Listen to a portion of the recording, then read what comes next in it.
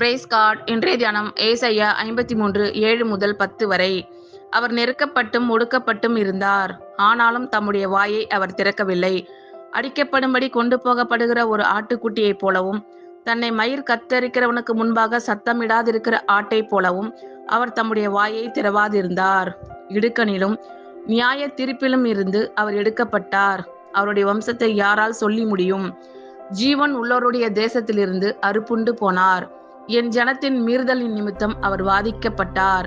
துன்மார்க்கரோடே அவருடைய பிரேத குழியை நியமித்தார்கள், ஆனாலும் அவர் மரித்தபோது ஐசுவரியவானோடே இருந்தார். அவர் கொடுமை செய்யவில்லை, அவர் வாயில் வஞ்சனை இருந்ததும் இல்லை.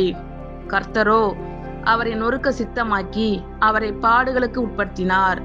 அவருடைய ஆத்மா தன்னை குற்ற நிவாரண பலியாக ஒப்பு கொடுக்கும்போது அவர் தமது சந்ததியை கண்டு நீடித்த நாளாய் இருப்பார்.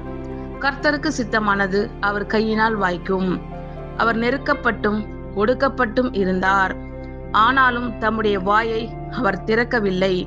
அடிக்கப்படும்படி கொண்டு போகப்படுகிற ஒரு ஆட்டுக்குட்டியைப் போலவும், தன்னை மயிர் கத்தரிக்கிறவனுக்கு முன்பாக சத்தமிடாதிருக்கிற ஆட்டைப் போலவும் அவர் தம்முடைய வாயை திறவாதிருந்தார்.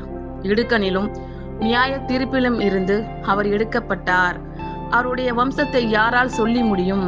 ஜீவன் உள்ளோருடைய தேசத்தில் இருந்து அறுப்புண்டு போனார்.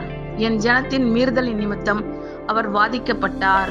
துன்மார்க்கரோடே அவருடைய பிரேத குழியை நியமித்தார்கள், ஆனாலும் அவர் மரித்தபோது ஐசுவரியவானோடே இருந்தார்.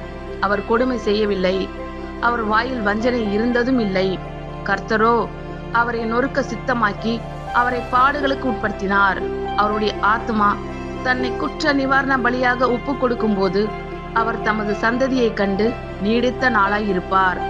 கர்த்தருக்கு சித்தமானது அவர் கையினால் வாய்க்கும். ஆமென். கர்த்தர் உங்கள் அனைவரையும் ஆசீர்வதிப்பாராக.